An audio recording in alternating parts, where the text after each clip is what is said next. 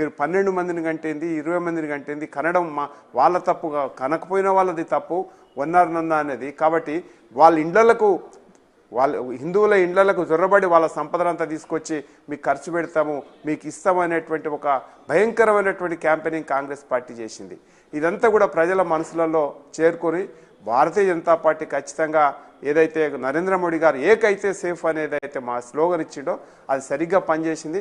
ప్రజల సంక్షేమం కోరుతా ఉన్నాం, సంక్షేమంతో పాటు అభివృద్ధిని కూడా ముందుకు తీసుకుపోతాం అనేటువంటి ఆలోచనతోటి ప్రత్యేకంగా ప్రజల వద్దకు వెళ్ళినాం. కాబట్టి ప్రజలు మమ్మల్ని ఆశీర్వదించేటువంటి పరిస్థితి అలా కనబడతా ఉంది.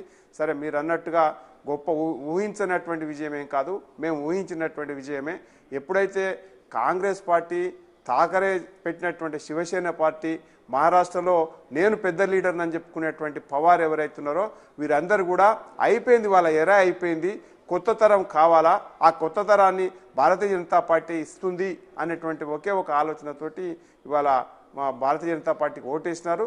దానికి అనుగుణంగానే మాకు రిజల్ట్స్ వస్తూ ఉన్నాయి. ఇది ఒక మంచి శుభ పరిణామం.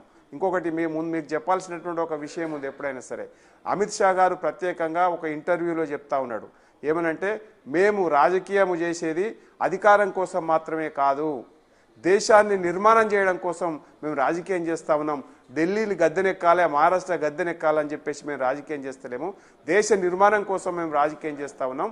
ఆ పనిలో మేము ఉన్నాం కాబట్టి ప్రజలు మాకు ఆశీర్వదిస్తారనేటువంటి విషయం స్పష్టంగా చెప్పినారు. కాబట్టి మేము దేశ నిర్మాణం చేస్తాం, దేశ నిర్మాణంలో మహారాష్ట్ర కూడా భాగం కాబట్టి ఆ రకమైనటువంటి ప్రత్యేకమైనటువంటి ఆలోచనతో ముందుకు పోతా ఉన్నాం. కాబట్టి ప్రజలు మమ్మల్ని ఆశీర్వదిస్తూ ఉన్నారు. కాంగ్రెస్ పార్టీ పని అయిపోయింది. రాహుల్ గాంధీ కటాకట్ నినాదాలు ఒక్కసారి మోసం అయిపోయినాయి, ఇంకోసారి మోసం చేయడానికి వేరే ఇది లేదు. కాబట్టి ఇవాళ రాహుల్ గాంధీ ఎరా ఓడిపోయింది. ఇంతకుముందుకి ఒక డిబేట్లో నేను చూసినాను, రాహుల్ గాంధీ ఎప్పుడైనా సరే ఇవాళ ప్రధానమంత్రి అభ్యర్థి మాత్రమే అవుతాడు తప్ప ప్రధానమంత్రి కాడనేది స్పష్టంగా ఇవాళ తేలిపోతూ ఉంది. ఏ రాష్ట్రంలో కూడా కాంగ్రెస్ పార్టీకి మనం హర్యానాలో ఓడిపోయినారు, ఇవాళ మహారాష్ట్రలో ఓడిపోతూ ఉన్నారు. అంటే ఆయన చేసేది ఏం లేదు ఇవాళ. కాబట్టి ఇంకోటి ఏంటంటే ఉత్తరప్రదేశ్లో ఎస్పీ అలయన్స్ మీ కాంగ్రెస్ పార్టీకి 1 సీటు ఇయ్యం 9 సీట్లలో అంటే కూడా ముడుచుకొని కూర్చున్నారు. వీళ్ళకి వెన్నెముక లేనటువంటి పార్టీ కాంగ్రెస్ పార్టీ అయింది. రాహుల్ గాంధీ గారి నాయకత్వం ఏదో మాటల వరకు మాత్రమే ఎగనెస్ట్ ఫిలాసఫీని ఈ రాష్ట్రంలో ఈ దేశంలో చెప్పకుండా ఈ దేశం యొక్క మంచితనాన్ని గొప్పతనాన్ని కూడా వేరే దేశాలలో కించపరిచే రకంగా మాట్లాడడం, అవహేళన చేసేగా మాట్లాడడం ఏదైతుందో ప్రజలకు రాహుల్ గాంధీ కాంగ్రెస్ పార్టీ యొక్క నిజస్వరూపం బయటపడిపోయింది. దానికి అనుగుణంగానే ఇవాళ భారతీయ జనతా పార్టీకి నరేంద్ర మోడీ గారి నాయకత్వానికి పట్టం కడతా ఉన్నారు. బీజేపీ ఐడియాలజీని నచ్చుతూ ఉన్నారు. ఈ దేశ నిర్మాణం కోసం చేసేటువంటి పార్టీని నచ్చుతూ ఉన్నారు అనేటువంటిది ఈ ఎన్నికల ద్వారా స్పష్టమవుతా ఉంది. అంటే వెంకటేశ్వర్లు గారు, ఇక్కడ ఒక ఇంట్రెస్టింగ్ ఇష్యూ ఏంటంటే, మీరు ఇందాక అన్నారు కురువృద్ధుడు రాజకీయ వృద్ధుడైన పెద్ద నేతగా చెప్పుకునే శరద్ పవార్కు ఘోరమైన ఎదురు దెబ్బ చివరి దశలో, బహుశా ఆయన 85 ఏళ్ల వయసులో ఉన్నాడు, ఆయనకి ఘోరమైన ఎదురు దెబ్బ. ఇప్పుడు ఆయన పార్టీని ఒక విధంగా చెప్పాలంటే బీజేపీ కూటమి చంపేసినట్టేనా?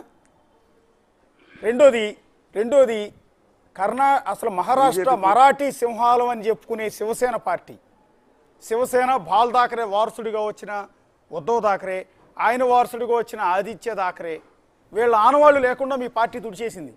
ఇటు ఉద్ధవ్ ఠాకరేకి ఎదురు దెబ్బ, అటు శరద్ పవార్ ఎన్సీపీకి ఎదురు దెబ్బ. ఈ 2 పార్టీల్ని మహారాష్ట్ర నుంచి మీరు పంపించేసినట్టేనా? నేనేమంటున్నానంటే మేము పంపించలేదండి, ప్రజలు పంపిస్తూ ఉన్నారు. ప్రజలు దానికి నిర్ణయం తీసుకుంటున్నారు. ఆ ప్రజల నిర్ణయం ఎవరైనా శిరసావించాలా. ఇప్పుడు కాబట్టి శరద్ పవార్ గారు ఇప్పుడు మాట్లాడరాదు, పని చేత కాదు, వారసత్వంగా ఇంకొకరికి అధికారంకి ఇస్తే తప్పే ఉంది. పార్టీ పగ్గాలు నేనే చచ్చిపోయిన దాకా ఉండాలనేటువంటి ఒక ఆలోచన ఏదైతుందో ఇది సరైనటువంటి విధానం కాదు. దాని ప్రజలు ఏంటంటే చూసి ఇది సరి అయినటువంటి ఇది కాదు, ఇంకా ఎందుకు నాకు రాజకీయాలు అని చెప్పేసి విస్పష్టమైనటువంటి తీర్పు ఇస్తున్నారేమని చెప్పేసి మాకు అనిపిస్తూ ఉంది. సో ప్రజల తీర్పును మేము శిరసావహిస్తాం. కాబట్టి ప్రజలు ఏ రకమైన అంతిమ నిర్ణయం ప్రజాస్వామ్యంలో పీపుల్స్ డెమోక్రసీలో అల్టిమేట్గా ప్రజలే తీర్పునిస్తే దాని రాజకీయ పార్టీలు ఖచ్చితంగా శిరసావహించాలి.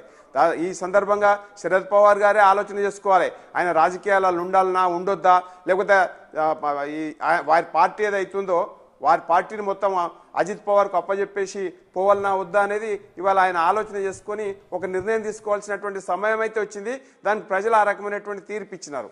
ఇక రెండో విషయం ఏమంటే, ఇవాళ ఉద్ధవ్ ఠాకరే విషయం ఆలోచన చేస్తే ఉద్ధవ్ ఠాకరే భారతీయ జనతా పార్టీని మోసం చేసినాడు. గత ఎన్నికలలో ఆయన ఎక్కువ సీట్లు పోటీ చేసి భారతీయ జనతా పార్టీ గెలిచిన సీట్లలో సగం సీట్లు గెలిచినాడు.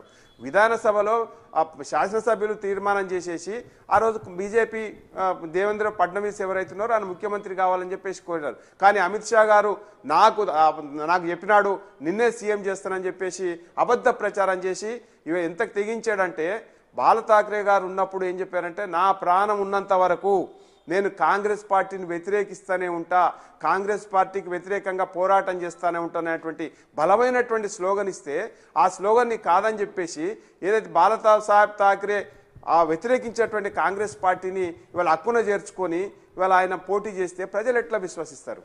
తర్వాత కాంగ్రెస్ పార్టీ మొన్న జరిగినటువంటి ఎన్నికలలో రాహుల్ గాంధీ గారు బాల్ ఠాక్రే హిందూ సింహం అని చెప్పుకోవడానికి సిగ్గుపడ్డాడు. ఎక్కడ కూడా అనేటువంటి పరిస్థితి లేదు. మీరు మాట మార్చి ఏం చేసినారంటే, ముస్లిమ్స్ మైనారిటీసు ఈ దేశంలో ఓటాకు లేదా, వాళ్ళ ఓటాకు ఉంటే మాత్రం బంగ్లాదేశ్ వాళ్ళు ఇక్కడికి రావద్దా అని చెప్పేసి సిగ్గు లేకుండా ఇవాళ ఠాక్రే వారసుడానికి చెప్పుకుంటున్నటువంటి ఆదిత్య ఠాక్రే లేకపోతే ఉద్ధవ్ ఠాక్రే వాళ్ళు సమర్థించినారు. కాబట్టి ఐడియాలజికల్గా విపరీతమైనటువంటి భిన్నత్వాన్ని ప్రదర్శిస్తూ వ్యతిరేకతను బాల్ ఠాక్రే ఐడియాలజీని వ్యతిరేకిస్తూ కాంగ్రెస్ పార్టీ అక్షర చేరిన తర్వాత ఎందుకు ఆశీర్వదిస్తారు? ఎందుకు ఓట్లేస్తాడు? ప్రజలు ఆయన విశ్వసనీయతను మొత్తం కోల్పోయినాడు రాజకీయాలలో. ఇంకోటి, ఆయన ముఖ్యమంత్రిగా ఉన్నప్పుడు కూడా ఏం చేసింది లేదు ప్రజలకు. మహారాష్ట్రాన్ని నాశనం చేసినటువంటి ఒక అభిప్రాయం ప్రజలలో ఉంది.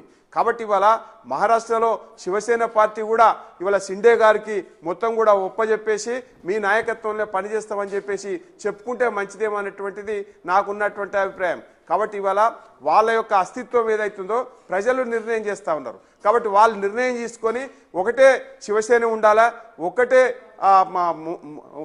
కాంగ్రెస్ ఏదైతే ఉందో శరద్ పవార్ది ఒకటే కాంగ్రెస్ పార్టీ ఉండాలా అనేది కనుక నిర్ణయం కనుక చేసుకున్నట్లయితే వాళ్ళే ఆలోచన చేసుకోవాలి, వాళ్ళే ఒక నిర్ణయం తీసుకోవాలి. ఎందుకంటే ప్రజలు నిర్ణయం చేశారు కాబట్టి ప్రజా తీర్పుకు అనుగుణంగా వాళ్ళు చేస్తే మంచిది, వాళ్ళ విచక్షణకే వదిలేయాలి తప్ప మా ప్రజాస్వామ్యంలో పార్టీని రద్దు చేసుకోవాలా లేకపోతే పార్టీ మొత్తం మనుగడ లేదని చెప్పడం భావ్యం కాదు. కాబట్టి ఇవాళ శరద్ పవార్ లాంటి కురువృద్ధుడు ఇవాళ వారి యొక్క పార్టీకి ఏ గతి పట్టిందో ఆయనే విశ్లేషణ చేసుకొని సరైనటువంటి కాంగ్రెస్ పార్టీ శరద్ పవార్ దా లేకపోతే అజిత్ పవార్ దా అనేటువంటిది ఆలోచన చేసుకొని ఒకటి చేసుకుంటే మంచిది. అదే రకంగా బాల్ ఠాక్రే వారసుడు అని చెప్పుకుంటున్నటువంటి ఎవరు ఉద్ధవ్ ఠాక్రే ఎవరు ఉన్నారో ఆయనకి ఇలా ప్రజలు బాంబేలో కూడా తిరస్కరించినారు. కాబట్టి ఆయన విధానాన్ని కూడా సరి చేసుకోవాలి, షిండే పార్టీకి అప్పజెప్పాలా లేకపోతే మేము కొట్లాడతామా అనేటువంటిది నిర్ణయం తీసుకోవాల్సినటువంటిది, నిర్ణయం చేసుకోవాల్సినటువంటిది వాళ్ళపైనే ఆధారపడి ఉంది తప్ప మేము చెప్పేటువంటి అవసరం ఉండదు. అంతిమంగా ప్రజలు మాత్రం నిర్ణయం చేశారు. ప్రజల నిర్ణయాన్ని ఒకవేళ శిరస వహిస్తే వాళ్ళ నిర్ణయాన్ని సమీక్షించుకుంటే మంచిదనేది మాకున్నటువంటి అభిప్రాయం. ఒక వెంకటేశ్వరరావు గారు ఒక్కసారి మీరు లైన్లో ఉండండి. మనతో పాటు సీనియర్ అనలిస్ట్ ఆయన పాపారావు గారు జాయిన్ అవుతున్నారు. పాపారావు నమస్తే.